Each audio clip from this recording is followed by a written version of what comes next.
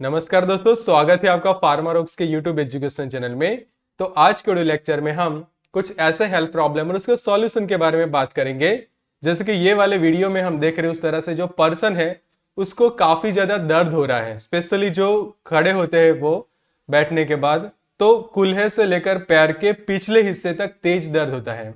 Specially ये जो पीछे का भाग होता है और जो हमारे लेग्स का भाग होता है, वहां पे उन्हें काफी ज्यादा जो है वो दर्द महसूस होता है। फिर ये दूसरी वीडियो में हम देखें तो जो पर्सन है उसको चलने में काफी दिक्कत आ रही है, क्योंकि ये जो दर्द है वो कमर के पिछले हिस्से से लेकर पैरों तक पहुंचता है और चलने में किसी का सहारा लेना पड़ता है। फिर ये एक और वीडियो में हम देखें तो जो पर्सन है उसको पीठ में तो दर्द हो रहा है, पर साथों साथ जो पैरों का जो भाग है वहां पे सुन्नपन महसूस होता है, मतलब कि नम्बनेस जैसा उन्हें फील होता है। फिर यहाँ पे जो हम देखें तो कमजोरी जैसा फील करते हैं, स्पेशली बैक में तो पेन हो रहा है, पर उसे पेन लंबे समय तक रहने के कारण जो पर्सन है वो रूटीन में अपना काम सही से नहीं कर पाता। मान लो कि आपको बैठे बैठे कुछ काम करना है तो वो काम को करने में काफी ज्यादा जो है वो दिक्कतें आती है। फिर क्या होता है कि अगर आपको झुकना पड़ता है कोई काम करने के लिए, कि कोई चीज को आपको उठानी है या फिर कोई रूटीन ऐसी एक्टिविटी करनी पड़ती है कि जिसमें आपको नीचे से कोई सामान उठाना है और किसी जगह पे उसे रखना है, या फिर कोई भी रूटीन एक्टिविटी करनी है कि जिसमें आपको किसी तरह से झुकना पड़ता है, तो उस वक्त क्या होता है, बहुत ज्यादा जो है वो तेज दर्द होने लगता है। और ये जो दर्द है वो नसों का दर्द भी कहलाता है, कि जो हमारी न्यूरॉन्स होती है वहां पे आपको काफी ज्यादा जो है वो दर्द होता है। फिर रात को ये दर्द जो है वो काफी ज्यादा बढ़ जाता है। पैर की जो उंगलियां होती है वहां पे ऐसा आपको महसूस होता है कि वहां पे पिन या फिर सुई चुभने जैसा एहसास होता है, कि कोई हाथ में भी कई बार ऐसा होता है या फिर पैरों में भी ऐसा होता है कि कोई चींटी काट रही है, नमनेस जैसा फील होता है। फिर बैठने पर पैर के दर्द का जो है वो काफी ज्यादा बढ़ना होता है, मतलब कि जब आप खड़े होते हैं रूटीन एक्टिविटी कर रहे हैं तब वो दर्द मान लो कि वो कम हो जाता है। फिर वापस आप बैठने लगते हैं या फिर बैठने के बाद आप जब आप खड़े होते हैं तब ये दर्द काफी ज्यादा बढ़ जाता है। और इससे क्या होता है कि चलने फिरने में काफी ज्यादा जो है वो दिक्कत आती है। तो यहाँ पे जो हमने समझा, तो ये जो सभी सिम्टम्स और ये जो प्रॉब्लम है वो इंडिकेट करते हैं कि साइटिका का प्रॉब्लम जो है वो यहाँ पे हो सकता है। तो डिटेल में समझते हैं ये बीमारी के बारे में और जानते हैं कि उसका उपचार कैसे कर सकते हैं हम, कैसे हम उसको ट्रीट कर सकते हैं। तो साइटिका के अंदर ये सब अलग अलग जो चैप्टर्स है उसको हम कवर करने वाले हैं। तो शुरुआत करते हैं सबसे पहले इंट्रोडक्शन से। तो साइटिका जो है वो एक न्यूरोलॉजिकल प्रॉब्लम हम कह सकते हैं, कि जो साइटिक नर्व होती है उसमें जब किसी तरह से खराबी होती है, वो किसी तरह से डैमेज होने लगती है या फिर उसमें कमजोरी आ जाती है, तो ये जो प्रॉब्लम जो है वो होने लगता है। स्पेशली सो कमर से लेकर पैरों तक जो है वो काफी ज्यादा तेज दर्द होने लगता है। फिर क्या होता है कि जो नस होती है वो दबने लगती है, उसका कॉम्प्रेशन होता है साइटिक नर्व का, उसके कारण ये प्रॉब्लम जो है वो होता है। और ये जो नर्व जो है वो स्पेशली बैक साइड से लेकर हमारे कमर से लेकर पैरों तक पहुंचती है, लेग्स तक पहुंचती है, तो वो पूरे हिस्से में पर्सन को जो है वो काफी ज्यादा दर्द महसूस होता है। तो यहाँ पे जो हम देख रहे हैं डायग्राम के अंदर इस तरह से होता है कि ये आप देखो कि कॉम्प्रेस हो जाता है नर्व रूट, की जहाँ से ये जो न्यूरॉन यहाँ पे डेवलप है, तो वो एरिया जो है वो क्या हो जाता है कि वहाँ पे वो नस जो है वो दब जाती है। तो दबने के कारण क्या होता है कि ये जो प्रॉब्लम जो है वो क्रिएट होता है, कि जिसको हम मेडिकल टर्म्स के अंदर साइटिका का प्रॉब्लम कहते हैं। तो कुछ हम रीजंस देखें तो किसी को पैल्विक रीजन के अंदर किसी तरह से कुछ इंजरी हुई थी तो ये एक सिम्टम डेवलप हो सकता है। फिर कई बार फ्रैक्चर्स होता है और स्पेशली स्पाइनल इंजरी होती है पीछे की साइड, तो ये एक सिम्टम डेवलप हो सकता है उसमें। फिर ट्यूमर्स के कारण हो सकता है, स्पॉन्डलो लाइस्थेसिस के अंदर ये हो सकता है, प्रेगनेंसी के दौरान सिस्ट है, या फिर और ऐसे प्रॉब्लम के जिसके कारण आपकी जो नस जो है वो दब गई थी या फिर कोई एक्सीडेंटल इंजरी हुई थी वहां पे, तो भी ये प्रॉब्लम जो है वो हो सकती है। अब सिम्टम्स देखें तो ऑलरेडी हमने आगे ये सिम्टम्स डिस्कस कर लिए कि सुई चुभने जैसा कई बार होता है, पेन होता है, नमनेस हो जाता है, टिंगलिंग जैसा फील होता है, चलने फिरने में मुश्किल आती है। और जब कोई पर्सन बैठता है तो खड़े होने में दिक्कत आती है, खड़े खड़े कोई काम करने में या फिर झुक कर काम करने में काफी ज्यादा दर्द होने लगता है, और स्पेशली ये दर्द जो है वो लंबे समय तक भी चल सकता है। तो यहाँ पे मैं वीडियो के बीच में आपको बताना चाहूँगा कि जो हमारी जो बुक है, जो न्यू लॉन्च बुक है डिसीज एंड ट्रीटमेंट, वो बुक आप जरूर से परचेस कर सकते हैं। कि यहाँ पे जो आप वीडियो में भी देख रहे हैं और मैं यहाँ पे ये बुक को भी आपको दिखा देता हूँ कि यहाँ पे जो हमारी ये जो बुक है डिसीज एंड ट्रीटमेंट, तो मल्टी कलर्ड बुक है ये। बीमारियां और उनका उपचार सीखने के लिए ये बुक आपको काफी ज्यादा यूजफुल साबित होने वाली है। कि जैसे आज यहाँ पे हम ये साइटिका का सीख रहे हैं, ऐसे बहुत सारी बीमारियों के बारे में डिटेल में ये वाली बुक के अंदर दिया हुआ है। तो ये उसका आप इंडेक्स देख सकते हैं और ये वीडियो में भी देख सकते हैं।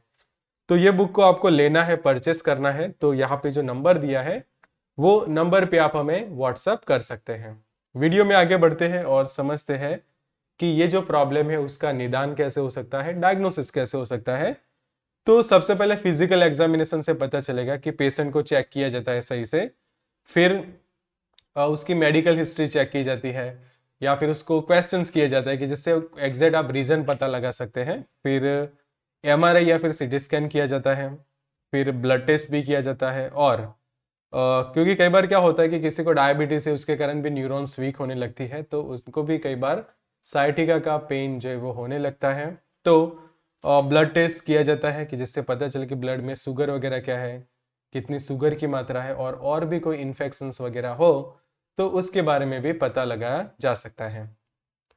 अब समझते हैं ट्रीटमेंट के बारे में। तो ट्रीटमेंट में योगा कर सकता है patient, meditation, physiotherapy, healthy diet लेना चाहिए, हेल्थ सप्लीमेंट्स और मेडिसिन के ऑप्शन रहेंगे।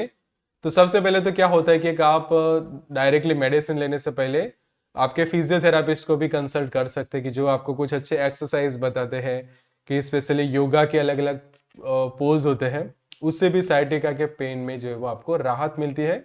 तो आप अच्छे से ट्रेनर को भी विजिट कर सकते हैं कि जो आपको योगा मेडिटेशन के लिए अच्छे से ट्रेन करे, और साथों साथ फिजियोथेरापिस्ट को भी पर्सन जो है वो विजिट कर सकता है। अब समझते हैं मेडिसिन के ऑप्शन के बारे में। तो कौन सी दवाइयों के ऑप्शंस यहाँ पे रहते, तो हमने आगे एक रीजन देखा था कि न्यूरॉन्स का वीक होना, और साथों साथ हमने देखा था न्यूट्रिशनल डेफिशिएंसी। तो कुछ ऐसे न्यूट्रिशंस होते हैं कि जो हमारी न्यूरॉन्स की हेल्थीनेस के लिए जरूरी होते हैं। जैसे कि यहाँ पे मैकोनर प्लस करके जो कैप्सूल है, उसका आप कंटेंट अच्छे से देखो तो उसमें मिल जाएगा आपको मैकाबोलामाइन, यानी कि विटामिन B12 उसके अंदर प्रेजेंट है, अल्फा लिपोइक एसिड है, और दूसरी अलग विटामिन है। तो ये जो विटामिन क्या करते हैं कि जो न्यूरॉन्स की हेल्थीनेस के लिए जरूरी होते हैं, और वो न्यूट्रिशनल डेफिशिएंसी धीरे धीरे आपकी जैसे क्योर होने लगती है, तो साइटिका का दर्द भी कम हो जाता है। फिर दूसरा ऑप्शन बनता है कि मान लो कि मैकोन और फॉर्ट आपने ली, उससे भी ठीक नहीं हो रहा, तो दूसरा मेडिसिन का ऑप्शन बनता है, ये है विटामिन B कॉम्प्लेक्स की टैबलेट विद B12। उसका एक ब्रांड है ऑप्टीन्यूरॉन फॉर्ट करके, की जो ल्यूपिन फार्मास्यूटिकल्स बनाते हैं। तो उसका भी डोज खासकर रहता है 1 टैबलेट पर डे। फिर तीसरा ऑप्शन यहाँ पे बनता है न्यूरोबियन फॉर्ट के टैबलेट का, तो ये भी पर्सन ले सकता है। फिर चौथा ऑप्शन है न्यूरोबियन प्लस के टैबलेट्स का, तो ये भी ली जा सकती है। फिर पांचवा ऑप्शन हम देखें तो मैग्जी एले के जो कैप्सूल्स आते हैं, कि जिसका डोज रहता है 1 कैप्सूल पर डे, और लंबे समय तक ये ट्रीटमेंट थेरेपी चलती है। कि जिसका कंटेंट हम देखें तो गामा लिनोलिक एसिड है, मैकोबेलामाइन है, और विटामिन C जो है उसके अंदर प्रेजेंट है। फिर न्यूरोकाइंड गोल्ड का भी एक यहाँ पे ऑप्शन बनता है, कि जिसके अंदर मल्टी विटामिन है, मल्टी मिनरल्स है, कि जो मैनकाइंड का ये प्रोडक्ट है। उसके बाद नेक्स्ट हम देखें तो उससे पहले मैं वापस आपको बताना चाहूँगा कि जो हमारी बुक है वो आप जरूर से परचेस कर सकते हैं। काफ़ी ज़्यादा आपको सीखने को मिलेगा ये बुक में से, और अफोर्डेबल प्राइस में अभी हम ये बुक आपको दे रहे हैं। और पूरी जो बुक है वो कलर है, जैसे आप यहाँ पे भी ये वीडियो में देख रहे हैं उस तरह से सभी पेजेस जो है उसके कलर है, मल्टी कलर बुक है, डायग्राम्स अच्छे से कलर दिए है, तो आपको सीखने में और पढ़ने में काफ़ी ज़्यादा अच्छा लगेगा। तो टॉपिक पे वापस आते हैं। तो सातवां जो ऑप्शन है मेडिसिन का, वो है हमारे पास वो न्यूरोबियन फॉर्ट के इंजेक्शन का है। कि टैबलेट तो किसी ने खाई, पर टैबलेट से भी ठीक नहीं हो रहा है, तो फिर आगे जाके जो आपके डॉक्टर है वो आपको ये सजेस्ट कर सकते हैं इंजेक्शन की ट्रीटमेंट। तो उसमें एक और ऑप्शन रहता है न्यूरोकाइंड गोल्ड का भी ऑप्शन रहता है।